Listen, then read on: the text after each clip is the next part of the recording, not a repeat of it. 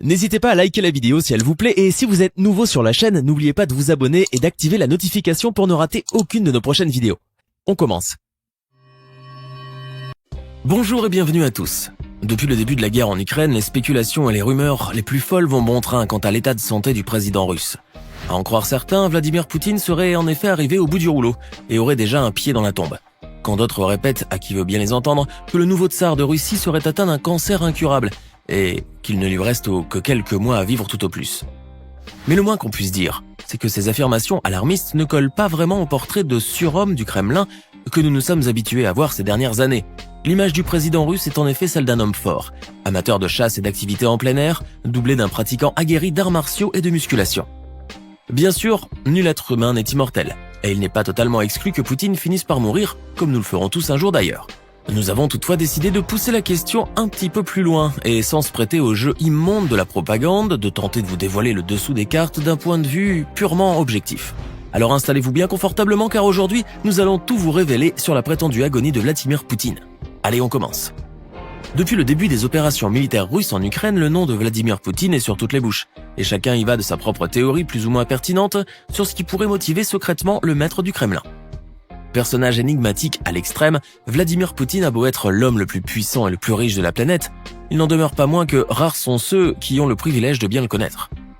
La discrétion quasi légendaire de cet ancien espion du KGB empêche aussi quiconque d'avoir des informations sur sa vie privée, ainsi que sur ses états d'âme ou ses motivations personnelles. Distillant les seules informations qui l'arrangent, et cela même au compte-gouttes, Poutine peut bien se vanter d'être l'un des dirigeants les plus taciturnes de toute l'histoire de l'humanité. Pourtant, cela n'empêche pas la CIA, ainsi que d'autres agences d'espionnage de pays occidentaux, de tenir un discours plutôt prétentieux sur leur prétendue capacité à connaître Vladimir Poutine sur le bout des doigts. Ces mêmes agences vont même jusqu'à affirmer leur connaissance totale du plan militaire de Poutine ainsi que l'ensemble des stratégies adoptées au plus haut degré de l'état-major russe. À les entendre, le haut commandement russe serait quasiment au bord de la déroute, et le président russe devra faire face très prochainement à un coup d'État mené par des militaires haut gradés. La raison invoquée pour ce putsch serait que la guerre en Ukraine ainsi que les sanctions économiques qui l'ont suivi auraient saigné à blanc le portefeuille des ménages russes. Et si l'on en croit les multitudes de rapports émanant soi-disant du théâtre des opérations, les défaites successives et les pertes en matériel et en hommes ont carrément sapé le moral des soldats et de leurs officiers. Vladimir Poutine devrait donc, selon eux, très prochainement faire face à une fronde populaire qui pourrait sérieusement déstabiliser son emprise sur le pays. Pire encore, les généraux de son armée pourraient carrément passer à l'action au moment le plus propice pour eux et mettre en exécution le putsch qui signera le glas de Poutine. Certains analystes estiment d'ailleurs que le président russe pourrait même être tué durant ce processus, et que sa vie serait ainsi constamment menacée depuis quelques semaines déjà. Si ce scénario digne d'un roman d'anticipation finit néanmoins par se réaliser, une chose est certaine, la Fédération de Russie se retirera sur le champ des territoires ukrainiens et la guerre cessera presque aussitôt. Les généraux putschistes mettront certainement un homme politique qui fait partie du cercle de leurs protégés, et la première chose que fera cette personne, c'est d'ordonner le retrait des troupes russes et la cessation immédiate de toutes les hostilités.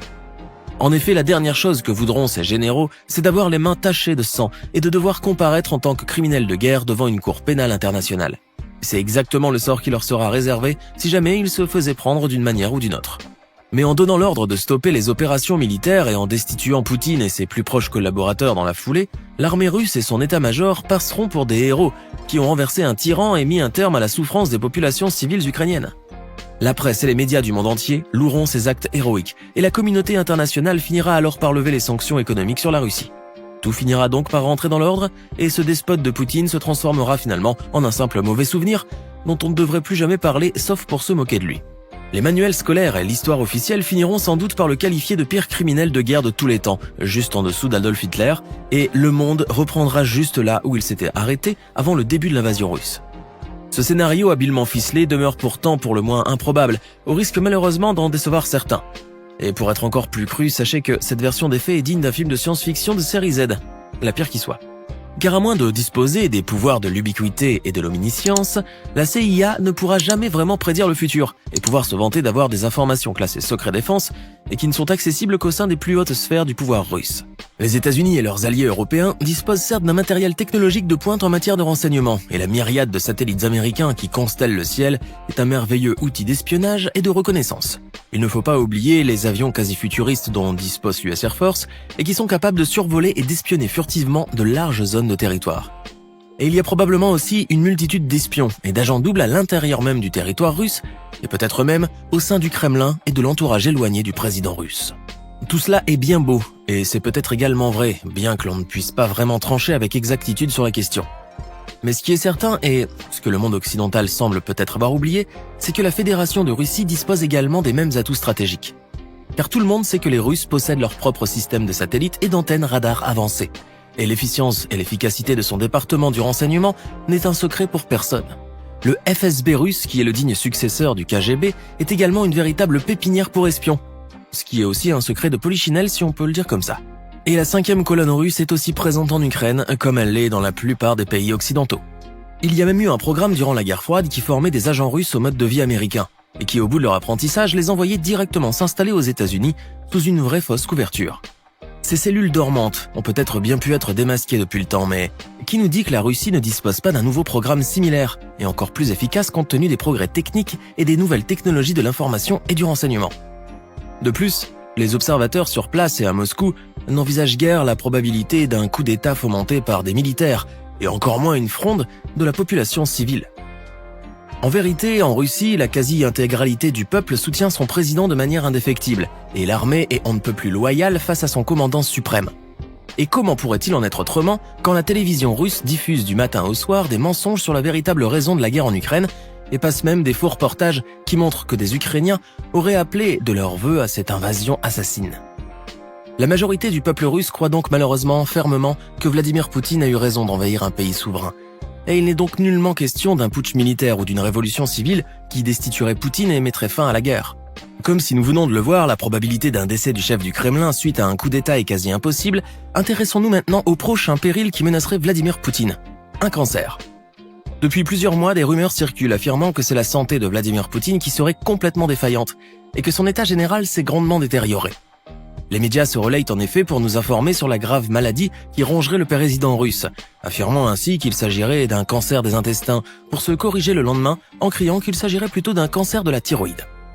D'autres sources parlent, elles, d'une maladie de Parkinson à un stade très avancé de développement et tentent de crédibiliser leur thèse en avançant des explications souvent vaseuses et en décortiquant des photos et des vidéos du président russe.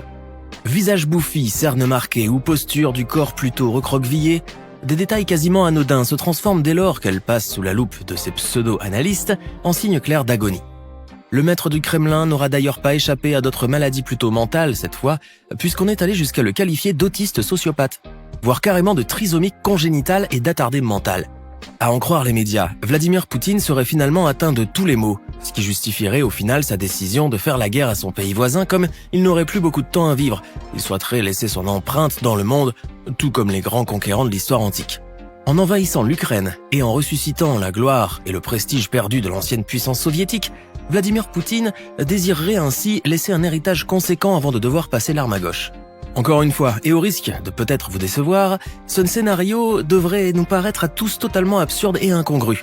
Car le moins que l'on puisse dire, c'est que le maître du Kremlin est vraiment loin d'être un cadavre ambulant, traînant un cancer en stade terminal et bourré de médicaments et de barbituriques ultra puissants pour endormir sa douleur insoutenable et constante. Les nombreuses fois où Poutine est apparu depuis le déclenchement des opérations militaires, il était littéralement fringant et son visage respirait la santé.